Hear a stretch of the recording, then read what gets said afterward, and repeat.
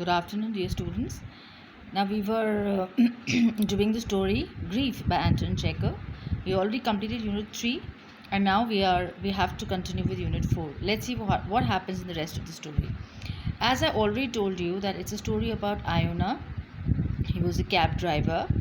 The background of the story is in Russia, and he has a horse. And the till now the story it describes about the way Iona is not. He lost his son, and he died in the hospital, and he's not able to express his grief and sorrow. No matter he tries his best to express it to the fare or to the customers whom he's taking from one place to the other and charging them in his cab. Now let's see what happens in Unit 4. His grief, which had abated for a short while, returns and rends his heart with greater force. Now we can make it out that because no one is interested in listening to what Iona says, and no one also wants to be considerate, sympathetic towards his sad story. So his grief, in fact, has abated, means it has become less strong now for a short while. With an anxious and hurried look, he searches among the crowds passing on either side of the street to find if there is just one person who will listen to him. Now he's so anxious to vent out his sorrow and his grief, and that's why he's looking for people. At least someone would be there who could be sympathetic towards his sorrow, or who could understand his feelings, that he could just vent out. But he couldn't find anyone. But the crowds hurry by without noticing him or his trouble. Yet it is such an immense, illimitable grief.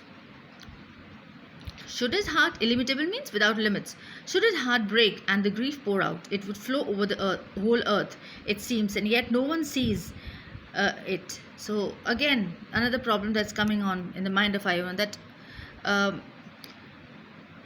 his heart is overwhelmed, it is full of grief, that he is just thinking that anyone could be there, that he could come out with it.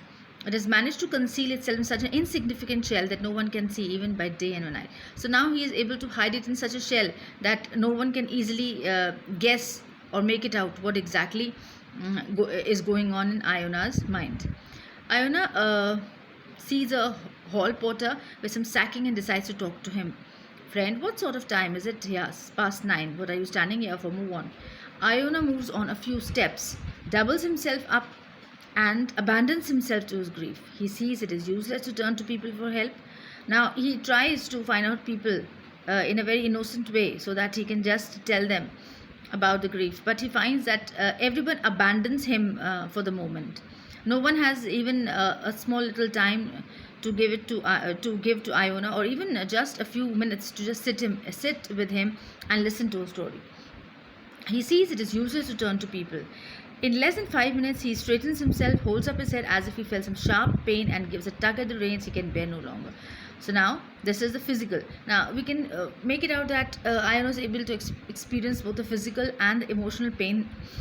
And this is what is something that is bringing more agony to him. The stables, he thinks a little hoarse, as if he understood the start of a trot. Now, let's come to Unit 5. He moves on towards the stable. You know, stable is a place where horses live, and he moves there and he starts moving there with his horse, and he takes his cab. And let's come to Unit 5 now. About an hour and a half later, Iona is seated by a large dirty stove. A stove is a kind of a large huge where it is meant to heat the entire room, because it's very cold there in the country. Around the stove, on the floor, on the benches, people are snoring. The air is thick and suffocatingly hot. Iona looks at the sleeper, scratches himself, and regrets having returned so early, because now he's thinking that he had just 2 fares and he's not able to understand that from where he's get his more money by taking the customers, reaching the customer to the various destinations. I not even earn my fodder, he thinks. That's my trouble. A man who knows his job, who has enough to eat, and his horse too can always sleep peacefully. So I was wondering that I don't have enough money to arrange a fodder for my horse, and of course for myself too. But he says okay.